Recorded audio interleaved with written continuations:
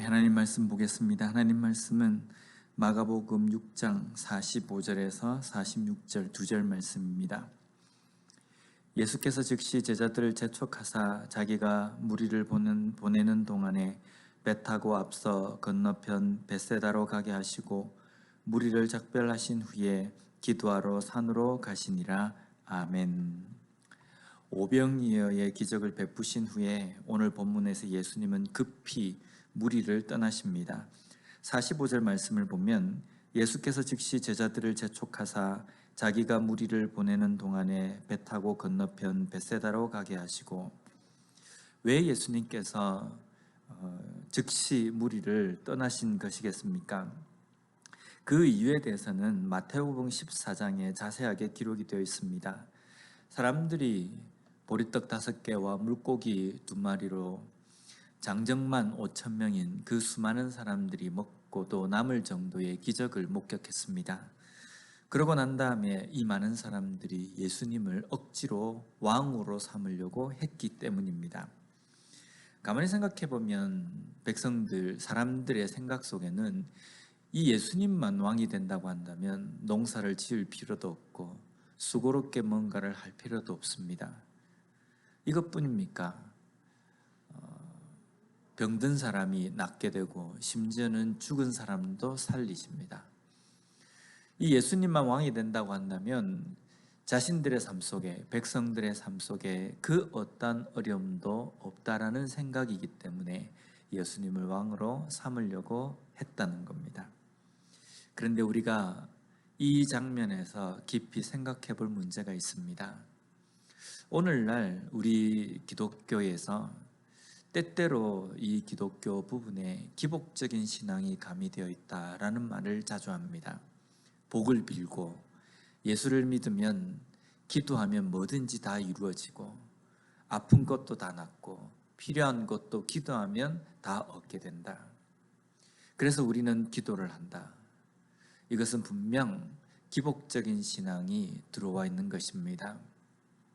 당시 보리떡 5개와 물고기 2마리로 배불리 먹고 난 다음에 예수님을 왕으로 세우려고 했던 이 사람들의 모습과 기복신앙을 가지고 기도하고 신앙생활하고 있는 사람들의 모습과 다른 것이 전혀 없다는 겁니다. 기도함으로 말미암아 내가 뭐든지 다 이루어진다라는 생각으로 기도를 합니다.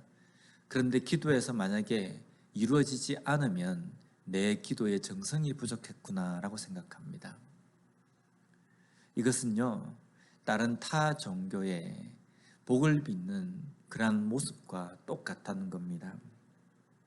때로는 예수님께서 내가 기도했음에도 불구하고 내 기도대로 들어주지 않으면 그것 때문에 낙심하고 실망하고 심지어는 신앙을 떠나기도 한다는 겁니다.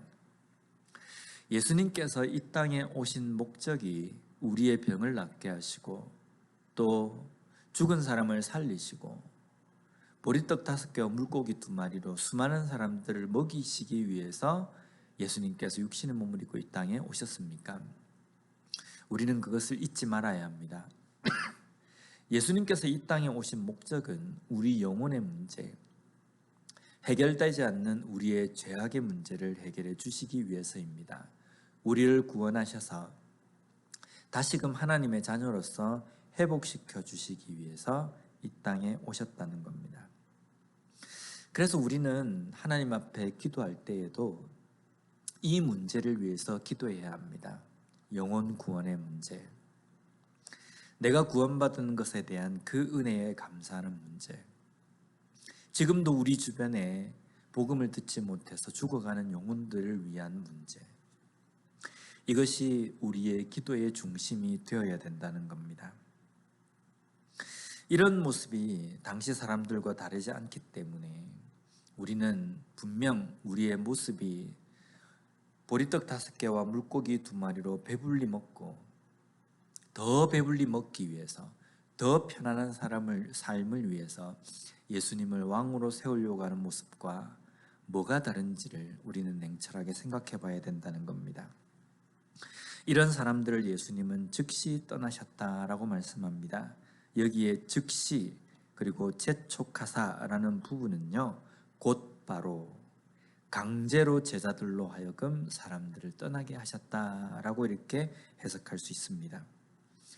불과 앞절에서 보면 목자 없는 양같이 사람들이 있는 것을 보시며 불쌍히 여기시고 그들에게 천국 복음을 전하신 모습과 즉시 그들을 떠나신 예수님의 모습은 분명히 대조가 되고 있습니다. 영혼의 문제, 영혼의 갈급함으로 인하여서 하나님의 말씀을 듣지 못하는 방황하는 영혼을 위해서는 예수님을 불쌍히 여기셨습니다. 그러나 육신의 배가 부르고 육신의 배를 더 채우기 위해서 예수님을 붙잡는 사람들에게서는 예수님은 떠나셨다는 겁니다. 이렇게 즉시 무리를 떠나신 예수님은 제자들마저 남겨두고 따로 한적한 곳에 가십니다. 그리고 기도하십니다. 이것은요, 예수님께서 기도하실 필요가 있으셔서 기도하러 가셨다라는 의미보다는요, 우리에게 기도의 모습을, 기도의 본을 보여주신 것입니다. 지금 이때가, 이러한 상황이 기도해야 될 때다라고 우리에게 말씀하시는 겁니다. 승리에 도취되어 있고 나의 영광이 드러나고 내 이름이 다른 사람들에게 칭송을 받는 그때가 우리는 기도해야 될 때라는 겁니다.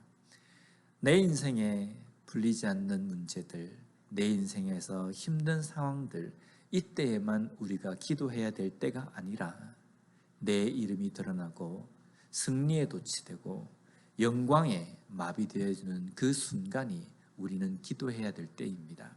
왜냐하면 기도하지 않으면 그 마음들이 교만으로 바뀌고 모든 일들이 하나님의 영광이 아니라 내 능력, 내 공로, 내 힘이다라고 자랑하게 되기 때문입니다.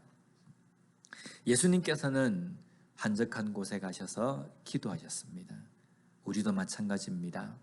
오늘날 나의 신앙은 예수님께 무엇을 간구하고 무엇을 바라고 있는가라는 것을 깊이 생각해보는 이 아침이 되었으면 좋겠습니다. 혹시 나도 더 먹고 더 입고 더 잘 살기 위한 것을 하나님 앞에 기도하고 또 갈망하는 것은 아닌가? 정말 나는 기도를 통해서 내 영혼의 구원의 문제, 내 주변에 죽어가는 사람들을 위해서 복음을 전하는 문제를 위해서 기도하는 삶을 살고 있는가? 다시 한번 돌아보는 이 시간이 되었으면 좋겠습니다.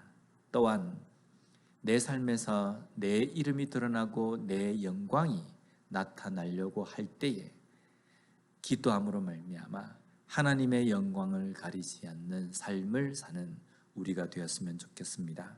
오늘 하루, 이 하루의 삶을 살아갈 때에 그런 은혜로 살아갈 수 있는 우리 모두가 되었으면 좋겠습니다.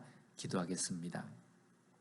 하나님 감사합니다. 오늘 말씀을 통하여서 다시 한번 하늘 높은 줄 모르고 올라갈 수밖에 없는 우리의 교만들을 다시 한번 보게 해주시니 감사합니다.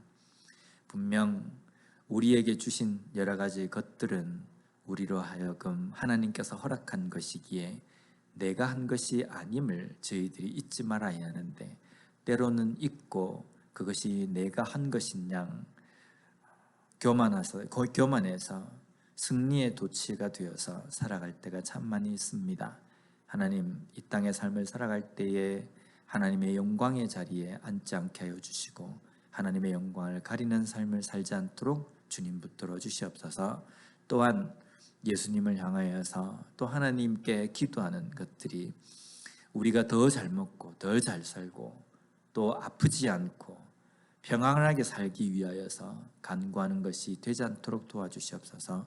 영혼의 문제, 구원의 문제, 복음의 전파에 대한 그것을 위하여서 간구하며 기도하는 저희들이 될 수 있도록 주님 도와주시옵소서. 오늘 하루도 이 하루의 삶을 살아갈 때에 하나님의 말씀으로 말미암아 승리할 수 있도록 주님 지켜 보호하여 주시옵소서. 예수님 이름으로 기도드립니다.